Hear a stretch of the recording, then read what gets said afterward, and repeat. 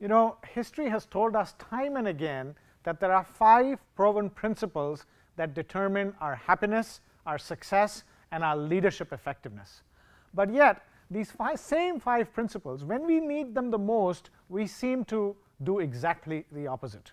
Even though there is enough proof that these 5 principles make you successful, make you happy, make you effective as a leader, it's almost as if, you know, when it's time to use them, our brain automatically goes into denial and we do the exact opposite. We're very quick to criticize others when they don't live by these principles, but for ourselves, it's very convenient for us to not do it and completely go into denial.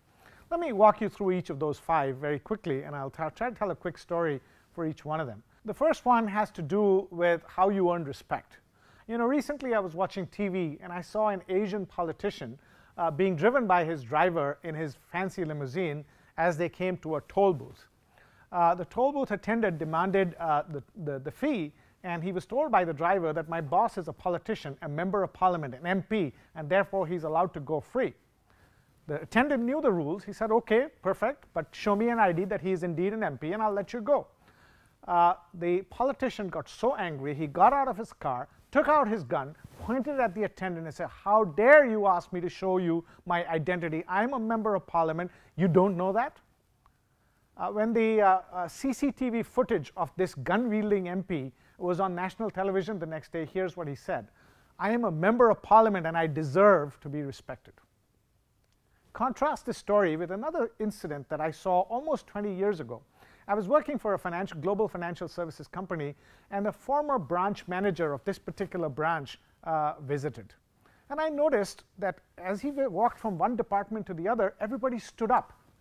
And even though he kept telling people to sit down, they wouldn't sit down until he had shaken everybody's hand and had moved well past the department. Later on, I asked people, why was everybody standing up even after the guy said sit down? He says, well, this guy was an amazing leader. He knew everybody by name. He took care of every little thing about us. He asked about our families. Whenever we needed him, he was there. And by standing up is the least we could do to show our respect in return for what he did for us.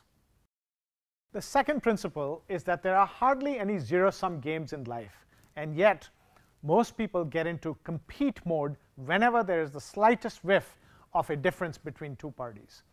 It is well known that to be able to maximize your gains, you have to try and maximize the other party's gains as well.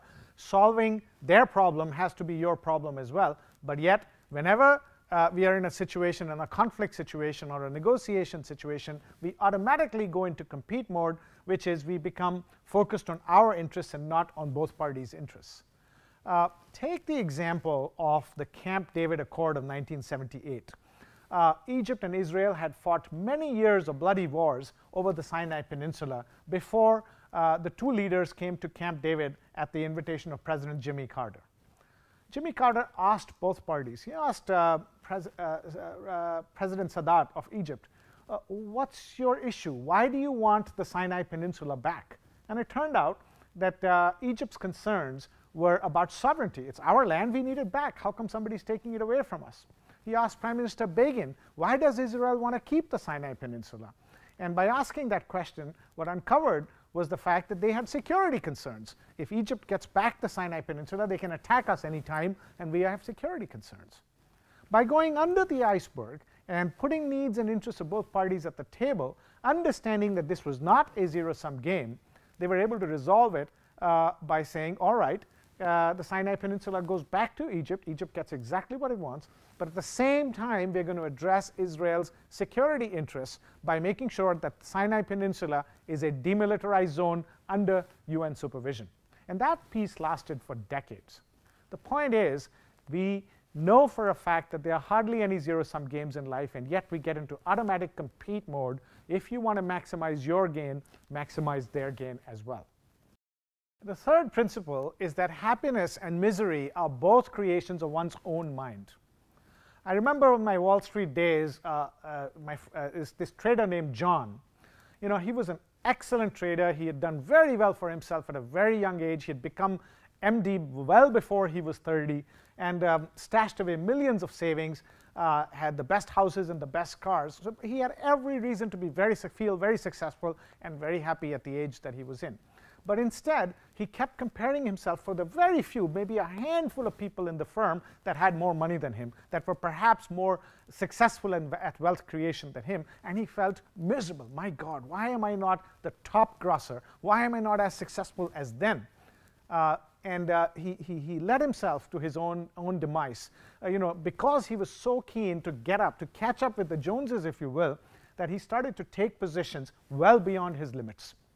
He was so confident about his ability to read markets, and he felt that, long before anybody finds out, I'm going to reverse the positions, make a profit, and then I'm going to catch up with everybody because I'm going to get the bigger bonuses. Well, eventually the game caught up with him, and the markets moved against him, and he was caught with way off limits, and now he's facing criminal charges. On the other hand, recently a colleague of mine woke up one morning living in Asia that her house in Boston had been razed to the ground due to a bushfire. And the first thing that came out of her mouth was, thank God nobody was there. Thank God our whole family is safe, and it's so beautiful. So the point I'm trying to make is we all know that it's all in our own mind, and yet we create our own misery when we can actually create our own happiness. And the fourth principle is that forgiveness is not a sign of weakness. Again, we should remember this principle, but when we are attacked, when somebody hurts us in some way, we automatically go into attack mode. You hurt me, I'm going to punish you, and I'm going to take revenge. And we know that revenge is not a good thing, not necessarily good for our success or our happiness. It doesn't resolve anything. Imagine if Mahatma Gandhi had used that philosophy against everything that was going on at the time. Would he have been as successful? Imagine if Nelson Mandela, after 27 years of wrongful imprisonment, had ordered revenge. What would have happened to the vision of the Rainbow Nation? I can guarantee that if the word revenge had even once come out of his mouth, the nation of South Africa would have had only one color, and that would be red. And the fifth one is that humility and empathy form the bedrock of effective leadership. Yet, we tend to use position power and our seniority rather than humility and empathy in order to get what we want done from our people. This is a peculiar problem in Asian countries, from India, Indonesia, Malaysia, Korea, Japan, you name it, and Asian countries have this problem. I am senior either by age, I am head of family, or I am senior by position, I am the CEO, you must listen to me. My word is the law. What happens? We kill innovation.